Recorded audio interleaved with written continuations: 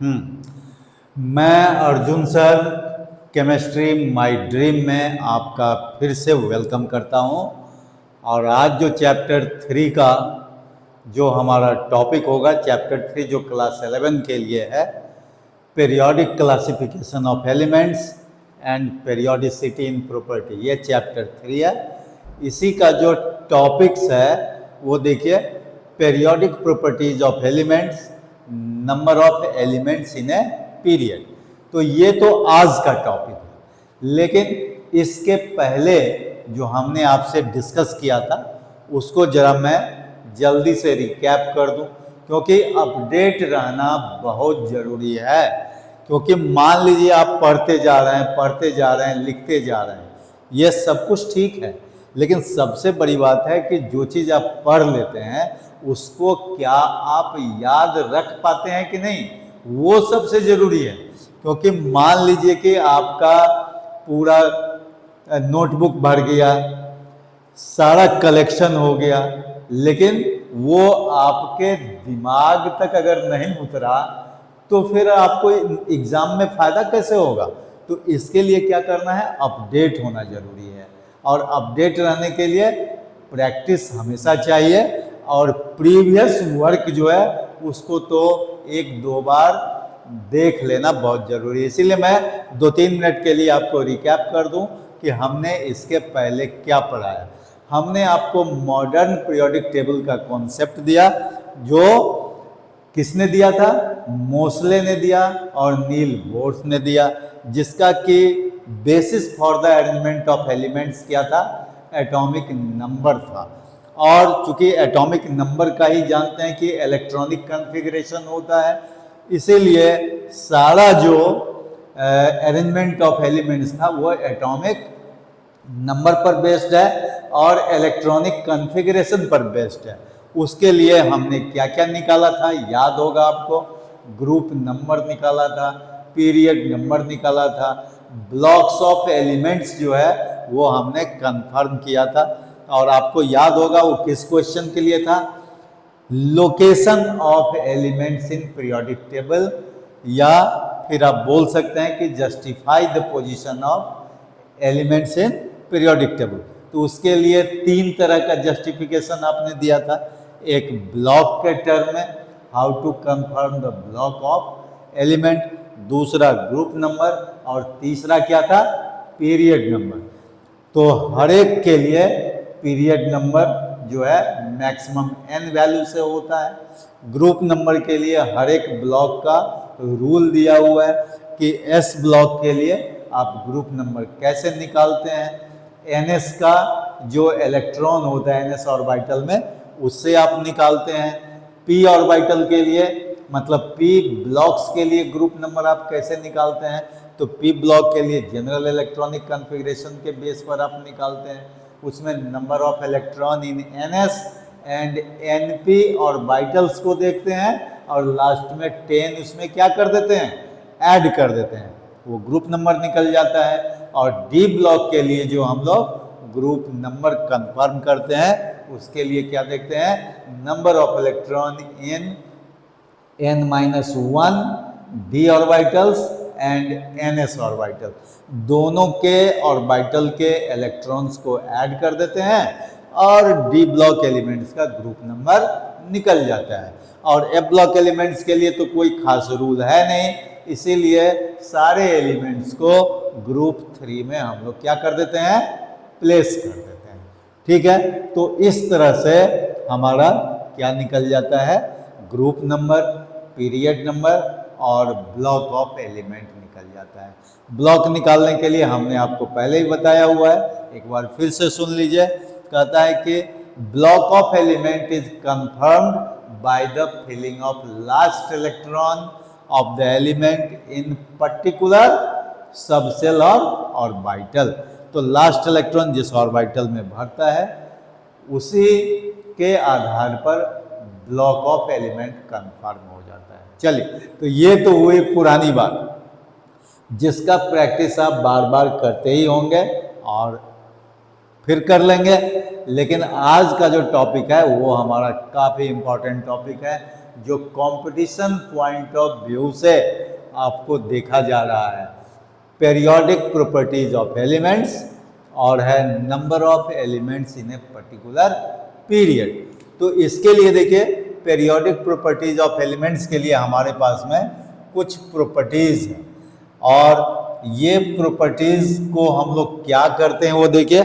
Periodic properties of elements का मतलब होता है कि regular variation of properties of elements along the period and group, उसी को हम लोग बोलते हैं पेरियोडिक प्रॉपर्टीज। अब जैसे इस पेरियोडिक प्रॉपर्टीज के लिए हम लोग कुछ प्रॉपर्टीज कलेक्ट करते हैं, किसका? एलिमेंट्स का। तो वो देखिए क्या है। पहला हम लोग लिखते हैं एटॉमिक साइज। पहला क्या है? एटॉमिक साइज है। दूसरा जो प्रॉपर्टी इसका है ये है न्यूक्लियर चार्ज। ये क्या है? Nuclear charge. तीसरा जो प्रॉपर्टी है इसका वो है metallic and non metallic character. Metallic and non metallic character, ठीक है। और नेक्स्ट जो प्रॉपर्टी है वो फोर्थ प्रॉपर्टी है, देखिए आयोनाइजेशन एंथैल्पी। आयोनाइजेशन एंथैल्पी है, जिसका दो नाम और भी होता है, तो इसको हम क्या करते हैं? ऑब्लिक दे करके लिख देते हैं। आयोनाइजेशन पोटेंशियल होता है, आयोनाइजेशन पोटेंशियल, और एक और नाम होता है वो होता है आपका आयोनाइजेशन एनर्जी होता है। Ionization energy. तो ये जो है तीनों में से कोई भी नेम जो है आप लिख सकते हैं। 5 जो होता है वो होता है इलेक्ट्रॉन गेन एंथैल्पी। क्या होता है? Electron gain enthalpy. और इसका भी एक और नाम होता है, वो क्या होता है? Electron affinity. क्या होता है? Electron affinity.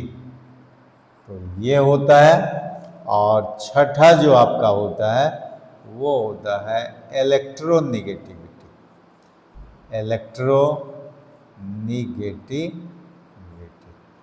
तो ये जो 6 प्रॉपर्टीज और भी हो सकते हैं, लेकिन ये 6 जो है काफ़ी इम्पॉर्टेंट प्रॉपर्टीज है, जिसका कि रेगुलर ग्रेडेशन जो है रेगुलर वेरिएशन जो है वो किस में होता है?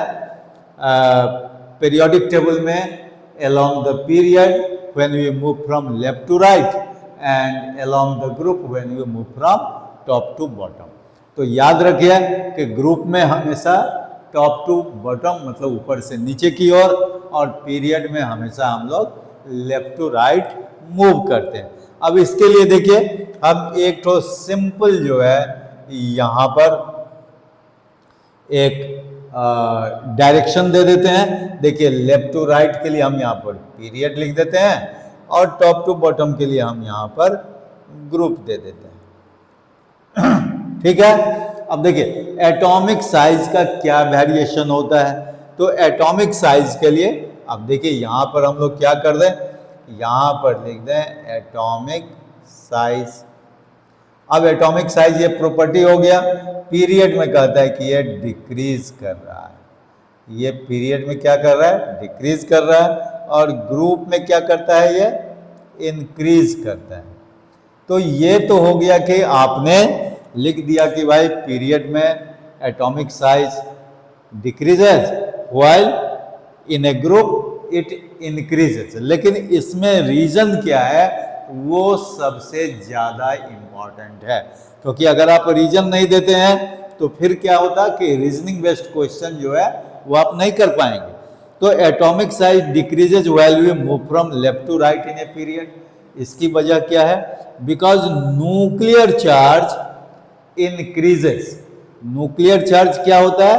इंक्रीज करता है from left to right in a period. और ग्रुप्स में क्या होता है, नंबर ऑफ सेल क्या होता है, इंक्रीज कर जाता है। तो अब आप कहेंगे नंबर ऑफ सेल कैसे इंक्रीज करता है। आप जानते हैं कि with the increase of atomic number of valence shell increases. तो जैसे जैसे सेल इंक्रीज करेगा वैसे वैसे एटॉमिक साइज भी क्या करेगा, इंक्रीज करेगा। ठीक है, तो ये जो है एटॉमिक साइज का वेरिएशन होता है।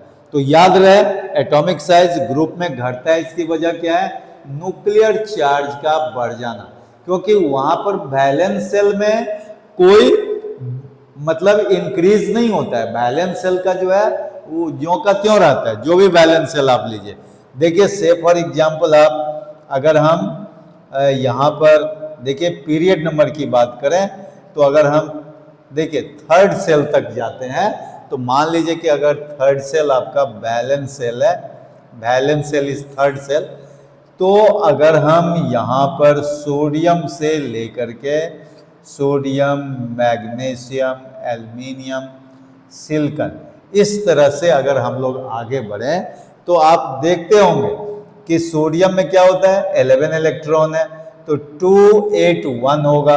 तो सोडियम के केस में 1 वैलेंस इलेक्ट्रॉन हो जाता है, मैग्नीशियम के केस में 2 वैलेंस इलेक्ट्रॉन हो जाता है, एल्युमिनियम के केस में 3 वैलेंस इलेक्ट्रॉन हो जाता है। लेकिन क्या है कि इसमें नंबर ऑफ सेल नहीं बढ़ता है, बल्कि वैलेंस सेल में नंबर ऑफ इलेक्ट्रॉन क्या हो जाता है, बढ़ जाता है। तो with the increase in number of electron in valence shell, nuclear force of attraction also increases, nuclear charge increases, क्योंकि प्रोटॉन भी जो है न्यूक्लियस में क्या हो जाता है, बढ़ते जाता है। तो due to increase in nuclear charge atomic size decreases. लेकिन जब हम ग्रुप की बात करते हैं तो ग्रुप में सेल नंबर क्या होता है, इंक्रीज कर जाता है, इसीलिए क्या होता है, एटॉमिक साइज इंक्रीजेज। तो ये न्यूक्लियर चार्ज जो है काफी इंपॉर्टेंट फैक्टर होता है। अब देखिए सेकेंड में आपका न्यूक्लियर चार्ज ऑलरेडी दिया हुआ है, तो न्यूक्लियर चार्ज का वेरिएशन जो होगा अब जस्ट जो है रिवर्स हो जाता है। कैसे होगा, तो न्यूक्लियर चार्ज इंक्रीजेज। अब यहाँ पर हम लोग क्या दे देंगे, प्रॉपर्टी का नाम यहाँ दे देते हैं। देखिए ये हो गया न्यूक्लियर चार्ज। फिर इसी तरह का आप क्या कर दीजिएगा, एक डायग्राम ड्रॉ कर लीजिए, है ना, इस डायरेक्शन में, एक लेफ्ट टू राइट डायरेक्शन में, एक टॉप टू बॉटम। तो देखिए न्यूक्लियर चार्ज जो है यहाँ पर क्या हो जाएगा, ये इंक्रीज करेगा, और ग्रुप में न्यूक्लियर चार्ज जो है क्या करेगा, डिक्रीज करेगा। तो इस तरह से जो है आप सब के लिए देख लीजिए, metallic and non metallic character. जो मेटालिक कैरेक्टर होगा उसी का रिवर्स क्या हो जाएगा, नॉन मेटालिक कैरेक्टर हो जाएगा। अब मेटालिक कैरेक्टर का मतलब क्या होता है, मेटालिक कैरेक्टर का मतलब होता है कि इलेक्ट्रॉन लूजिंग टेंडेंसी आसानी से होना। तो अगर मान लीजिए मेटल का ऐसे भी डेफिनेशन है कि metals are the elements which have tendency to lose electron. तो जो मेटल जितना आसानी से इलेक्ट्रॉन लूज करता है उसका मेटालिक कैरेक्टर ज्यादा होता है। उसी तरह से नॉन मेटालिक कैरेक्टर क्या होता है, जो एलिमेंट आसानी से इलेक्ट्रॉन गेन कर लेता है उसमें नॉन मेटालिक कैरेक्टर ज्यादा होता है। तो अब वहां पर क्या होता है कि देखिए मेटालिक कैरेक्टर जो है लेफ्ट टू राइट डिक्रीज करेगा और टॉप टू बॉटम इंक्रीज करेगा। देखिए यहीं पर जो है आप पहले लिख लीजिए मेटालिक कैरेक्टर। देखिए यहां पर हम लिख देते हैं, ये है मेटालिक कैरेक्टर। अब metallic character left to right, है ना, क्या करता है, डिक्रीज करता है, ये डिक्रीज करेगा। अब इसकी वजह क्या है, फिर न्यूक्लियर फोर्स ऑफ अट्रैक्शन हो जाएगा, क्योंकि आप जानते हैं कि न्यूक्लियर चार्ज पीरियड में बढ़ता है। तो जैसे ही न्यूक्लियर चार्ज बढ़ेगा मतलब nuclear force of attraction valence shell पर वैलेंस इलेक्ट्रॉन पर ज़्यादा एक्ट करेगा, तो it is very difficult to release electron. तो इसीलिए मेटालिक कैरेक्टर क्या हो जाएगा, घट जाएगा पीरियड में, तो ग्रुप में ऑटोमेटिकली वो क्या हो जाएगा, बढ़ जाएगा। तो ग्रुप में मेटालिक कैरेक्टर बढ़ता है क्योंकि valence electron keeps away from the nucleus, तो इसलिए जो है ये वेरिएशन होता है। लेकिन यही अगर हम यहाँ पर मेटालिक कैरेक्टर के बदले में क्या कर दें, नॉन मेटालिक कैरेक्टर अगर हम लगा दें, तो ये सब क्या हो जाएगा, सब उल्टा हो जाएगा। कहने का मतलब देखिए, नॉन मेटालिक कैरेक्टर जो है पीरियड में इंक्रीज करेगा, है ना, और ग्रुप में क्या करेगा, डिक्रीज करेगा। तो यहाँ पर जो है आप आराम से डिक्रीज लिख दीजिए, ठीक है। तो ये सब तो बहुत सिंपल है, जो आप क्लास 10 तक में भी पढ़े होंगे। लेकिन आप जानते हैं कि क्लास 10 में जो पीरियोडिक टेबल की बात है, आप कहिए तो कोरोना पीरियड के टाइम से जो है वो डिलीटेड है, इसीलिए बच्चों को वो पढ़ने के लिए मिलता नहीं है 10 में। तो इसीलिए 11 में आकर के ही उनको जो है ये मौका मिलता है, खास करके सीबीएसई के बच्चों को। लेकिन जो अदर बोर्ड्स के हैं उनको हो सकता है कि 10 लेवल में पीरियोडिक टेबल की जानकारी हो। तो यहाँ तक जो है मेटालिक कैरेक्टर और नॉन मेटालिक कैरेक्टर, वहाँ तक इनको कोई प्रॉब्लम नहीं है। लेकिन प्रॉब्लम कहाँ से होना शुरू होता है, देखिए ये होता है ionisation enthalpy, electron gain enthalpy और इलेक्ट्रोनेगेटिविटी। ये क्लास 11 से ही शुरू होता है। तो इसके लिए देखिए हम लोग क्या करते हैं, सबसे पहले तो हम लोग आयोनाइजेशन एंथैल्पी का एक छोटा सा डेफिनेशन देख लेते हैं। कहता है कि amount of energy required to release an electron from isolated gaseous atom. देखिए सॉलिड नहीं लिया, लिक्विड नहीं लेते हैं, क्या लेते हैं, आइसोलेटेड गैसियस एटम। ये सोचने की बात है। अब आइसोलेटेड गैसियस एटम का मतलब होता है गैसियस एटम एलोन होना चाहिए, कंबाइंड फॉर्म में नहीं होना चाहिए। तो उसके लिए क्या होगा, उसके लिए कहता है कि आप जानते हैं कि अगर गैसियस स्टेट में रहेगा तो valence electrons are loosely held in gaseous state, इसीलिए वैलेंस इलेक्ट्रॉन आसानी से क्या होगा, रिमूव हो जाएगा। जब भी कभी कोई रिएक्शन वगैरह होगा उसमें वो पार्टिसिपेट कर लेगा, या जहां कहीं भी कोई बॉन्ड बनाने की बात होगी वहां वो पार्टिसिपेट कर लेगा। तो चलिए देखते हैं। तो आयोनाइजेशन एंथैल्पी जो है वो एक कैरेक्टरिस्टिक प्रॉपर्टी होता है, किसका, मेटल का होता है। जो अभी अभी हमने मेटालिक कैरेक्टर देखा कि tendency of metal to release electron, तो वही चीज यहां भी है आयोनाइजेशन एंथैल्पी के लिए। तो इसका जो वेरिएशन होगा, देखिए कहता है पीरियड में क्या हो जाएगा, ये आयोनाइजेशन एंथैल्पी का वैल्यू पीरियड में बढ़ता है, इंक्रीज। ये पीरियड ले लीजिए और ये यहाँ पर जो है ये क्या हो जाएगा, ग्रुप, और ये ले लीजिए आयोनाइजेशन एंथैल्पी। तो आयोनाइजेशन एंथैल्पी, देखिए इसको शॉर्ट में लिखते हैं और इसका जो नोटेशन ऐसे होता है वो होता है डेल्टा IH होता है, ठीक है, आयोनाइजेशन एंथैल्पी के लिए। तो ये जो है पीरियड में क्या होता है, इंक्रीज करता है ना, और ग्रुप में ये क्या करता है, जनरल ट्रेंड है इसका, ये डिक्रीज करता है, ठीक है। तो इंक्रीज करने का कारण क्या हो गया पीरियड में, क्योंकि पीरियड में साइज क्या हो जाता है, छोटा हो जाता है, एटॉमिक साइज। इसीलिए एटॉमिक साइज छोटा होने से क्या हो जाता है, more amount of energy required to release the electron, है ना, क्योंकि उस पर न्यूक्लियर फोर्स का अट्रैक्शन जो है ज्यादा हो जाता है। तो हर जगह आपको न्यूक्लियर फोर्स ऑफ अट्रैक्शन जो है डोमिनेट करता है। तो उसको ध्यान में रखते हुए हम लोग आयोनाइजेशन एंथैल्पी हो या इलेक्ट्रॉन गेन एंथैल्पी हो, देखिए इलेक्ट्रॉन गेन एंथैल्पी का भी यही वेरिएशन होता है, पीरियड में बढ़ता है और ग्रुप में क्या होता है, घटता है। उसी तरह से इलेक्ट्रोनिगेटिविटी। तो ये जो इलेक्ट्रॉन गेन इंथैल्पी है, इसका भी आप चाहें तो एक डेफिनेशन ले लें। क्या हो जाएगा? Amount of energy released when an extra electron is added to an isolated gaseous atom.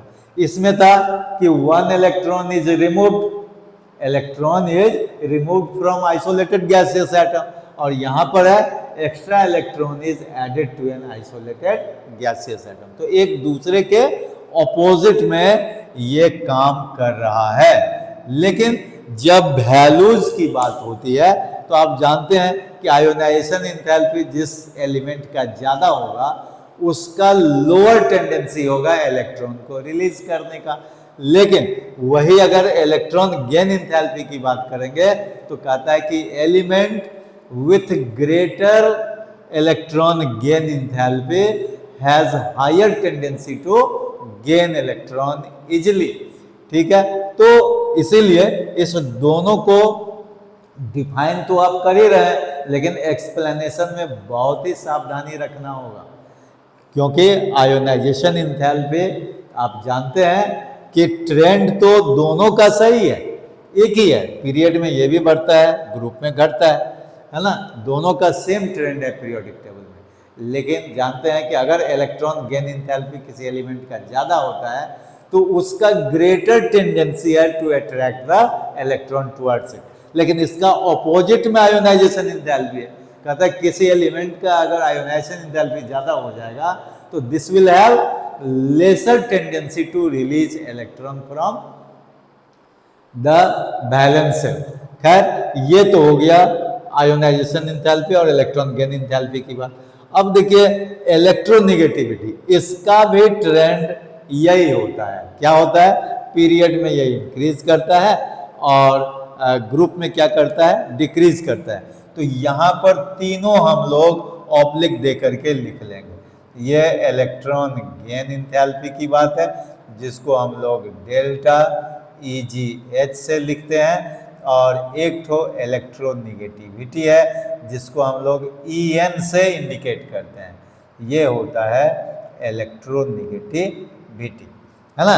Electronegativity यहाँ चाहे तो आप लिख भी सकते हैं, ये हो गया इलेक्ट्रोनिगेटिविटी।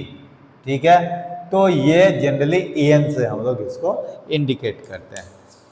तो देखिए तीनों का ट्रेंड एक ही है। अब इलेक्ट्रोनिगेटिविटी का कोई आपसे डेफिनेशन पूछ दे तो उसके लिए क्या डेफिनेशन देंगे? तो कहता है इलेक्ट्रोनिगेटिविटी जो होता है वो क्या होता है? बॉन्डेड एटम में होता है, वो आइसोलेटेड एटम में नहीं होता है। तो कहता है कि this is tendency of element to withdraw bonded pair electron towards itself. तो बॉन्डेड पेयर कहने का मतलब ये आइसोलेटेड नहीं है, आइसोलेटेड इलेक्ट्रॉन गेन एंथैल्पी होगा, लेकिन ये जो इलेक्ट्रोनिगेटिविटी होगा वो कंबाइंड फॉर्म में है, बॉन्डेड फॉर्म में होता है। ठीक है, तो कहता है कि the element with greater electronegativity has greater tendency to attract bonded pair electron. अब जैसे देख लीजिए, एक छोटा सा एग्जाम्पल ले लीजिए। यही मान लीजिए कि हाइड्रोजन और क्लोरीन के बीच में एक एक इलेक्ट्रॉन का क्या होता है? शेयरिंग होता है। तो कहता है कि ये शेयर्ड पेयर इलेक्ट्रॉन जो है क्लोरीन की तरफ झुका हुआ रहेगा। क्यों भाई? क्योंकि क्लोरीन का इलेक्ट्रोनिगेटिविटी हाइड्रोजन से ज्यादा है। और ये कैसे ज्यादा और कम समझेंगे? ये तो ठीक है, यहाँ हम लोग पीरियोडिक टेबल में जो है उसका ट्रेंड से पता कर लेंगे, क्योंकि क्लोरीन जो है बिल्कुल ही राइट मोस्ट पार्ट में है, just before noble gas element, है ना। और हाइड्रोजन जो है वो शुरू में ही आप जानते हैं ग्रुप 1 में है। तो जब क्लोरीन का इलेक्ट्रोनिगेटिविटी हाइड्रोजन से ज्यादा होगा, इसका मतलब हुआ कि बॉन्डेड पेयर इलेक्ट्रॉन किधर जाएगा? क्लोरीन की तरफ अट्रैक्टेड रहेगा। तो कहता है ये जैसे इसको अट्रैक्ट कर लेगा तो यहाँ पर डेल्टा माइनस होगा और ये डेल्टा प्लस। कहने का मतलब partial negative charge will be developed on electronegative element, जिसको हम लोग मोर इलेक्ट्रोनेगेटिविटी से यहाँ पर देखते हैं। और दूसरा जो है जो लेस इलेक्ट्रोनेगेटिव वाला जो एलिमेंट होता है उस पर पार्शियल पॉजिटिव चार्ज डेवलप हो जाता है।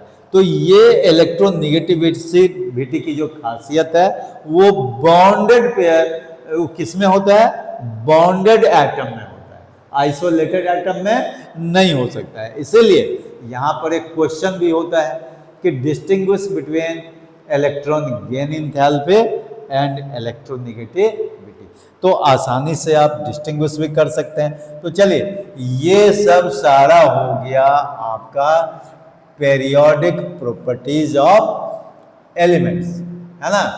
अब इसके बाद जो हम लोगों का बहुत ही खास टॉपिक है वो टॉपिक क्या है, वो कहता है number of elements, number of elements in a period या इन ए पर्टिकुलर पीरियड दे दीजिए, ये ज़्यादा अच्छा रहेगा, पर्टिकुलर पीरियड। अब किस पीरियड में कितना एलिमेंट होगा इसका डिसीजन कैसे होगा, यह सबसे बड़ी बात है। और यह अपने आप में एक क्वेश्चन भी है कि how many elements are there in third period, fourth period, fifth period. तो थर्ड फोर्थ ही क्यों, हम लोग फर्स्ट से लेकर के सेवेंथ पीरियड तक धीरे धीरे आगे बढ़ जाते हैं। तो देखिए यहाँ हम फर्स्ट पीरियड की बात कर रहे हैं कि फर्स्ट पीरियड में कितना नंबर ऑफ एलिमेंट्स होगा। तो इसमें सबसे आसान तरीका है कि पर्टिकुलर पीरियड में ये देख लेना है कि कितने ऑर्बिटल्स फिलअप हो रहे हैं इलेक्ट्रॉन से। तो जितने इलेक्ट्रॉन फिलअप होंगे वही नंबर ऑफ एलिमेंट्स को शो करेगा, क्योंकि आप जानते हैं कि हर एक न्यू एलिमेंट के लिए एक एटॉमिक नंबर क्या हो जाता है, बढ़ जाता है, या फिर एक इलेक्ट्रॉन जो है बढ़ जाता है। तो जितने नंबर ऑफ इलेक्ट्रॉन ऑर्बिटल्स में भरेंगे उतने ही एलिमेंट्स उसमें बिलोंग करेंगे। तो जैसे देखिए फर्स्ट पीरियड के लिए आप जानते हैं कि क्या होता है, 1s है ना, 1 2 2 होता है कि नहीं। तो मैक्सिमम कितने इलेक्ट्रॉन इसमें आते हैं, 2 इलेक्ट्रॉन आते हैं। तो कहने का मतलब इसमें एस ऑर्बिटल का जो है 1s ऑर्बिटल, बल्कि कहिए आप, क्योंकि फर्स्ट पीरियड है तो देखिए ये जो है पीरियड नंबर को शो करता है n वैल्यू, और ये जो है ऑर्बिटल है।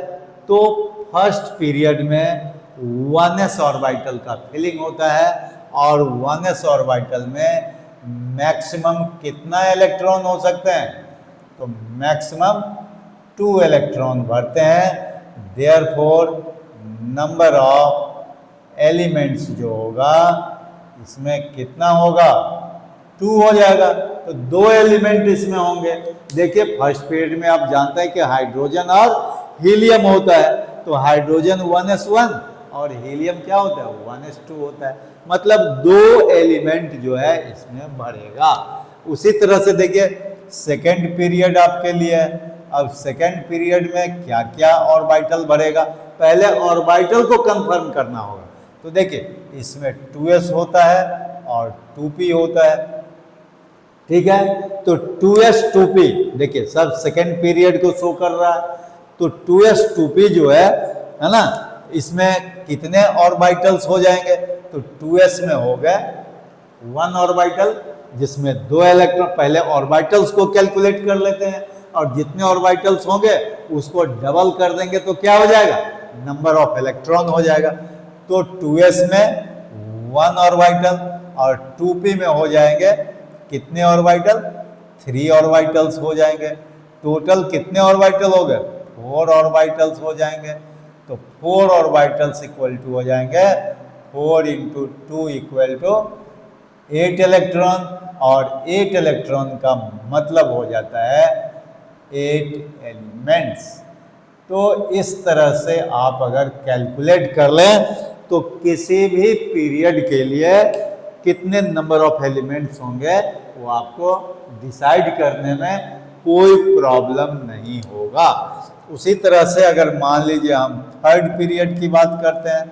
अब थर्ड पीरियड में भाई क्या क्या जो है ऑर्बिटल फिलअप होता है, तो देखिए 3s होता है और 3p होता है।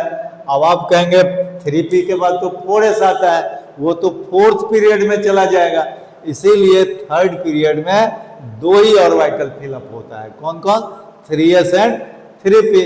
और 3s एंड 3p जिस तरह से यहाँ से 8 एलिमेंट्स हुआ सेकेंड पीरियड में, उसी तरह से थर्ड पीरियड में भी 8 एलिमेंट्स ही होगा, क्योंकि यहाँ पे 3s के लिए 1 ऑर्बिटल हुआ और 3p के लिए कितना? 3p ऑर्बिटल्स होते हैं, और this is equal to 4 orbitals यहाँ पर लिखना होगा भाई, ऑर्बिट्स नहीं बल्कि ऑर्बिटल्स। तो 4 ऑर्बिटल्स हो जाएंगे। दिस इज इक्वल टू सब जो है इस तरह से, यहाँ भी कितने एलिमेंट्स होंगे? 8 एलिमेंट्स होंगे। तो ये डिपेंड करता है कि कौन कौन ऑर्बिटल उस पीरियड में इलेक्ट्रॉन से फिल्ड अप होता है। जैसे मान लीजिए हम आ जाते हैं फोर्थ पीरियड में आ जाते हैं। अब फोर्थ पीरियड के लिए आपके पास में क्या क्या है? एक 4s है, एक देखिए 4s के बाद 3d आ जाता है और फिर 4p आ जाता है। आता है कि नहीं? अब नंबर ऑफ ऑर्बिटल्स अगर इसमें, ये तो सब सेल हो गया, नंबर ऑफ ऑर्बिटल्स देखेंगे तो देखिए इसमें 1 ऑर्बिटल हुआ, d में 5 ऑर्बिटल्स होते हैं और p में 3 ऑर्बिटल्स होते हैं। तो टोटल कितने ऑर्बिटल्स हो गए? 9 ऑर्बिटल्स हो गए। And 9 orbitals equal to 9 into 2 equal to 18 electron, और 18 इलेक्ट्रॉन का मतलब हुआ 18 बोलिए एलिमेंट्स हो जाएगा। इसीलिए कहीं कोई प्रॉब्लम है ही नहीं, बहुत ही ये सिंपल मेथड है। उसी तरह से आप फिफ्थ पीरियड में जाइए। फिफ्थ पीरियड में क्या क्या बढ़ेगा भाई? फिफ्थ पीरियड में 5s हो जाएगा। इसके बाद बोलिए क्या होगा?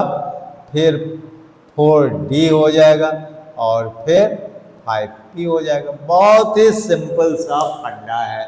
और इसमें भी टोटल कितने एलिमेंट्स हो जाएंगे? इसी तरह से आगे बढ़ते चले जाएंगे और ये हो जाएंगे 18 एलिमेंट्स, इसमें भी हो जाएंगे।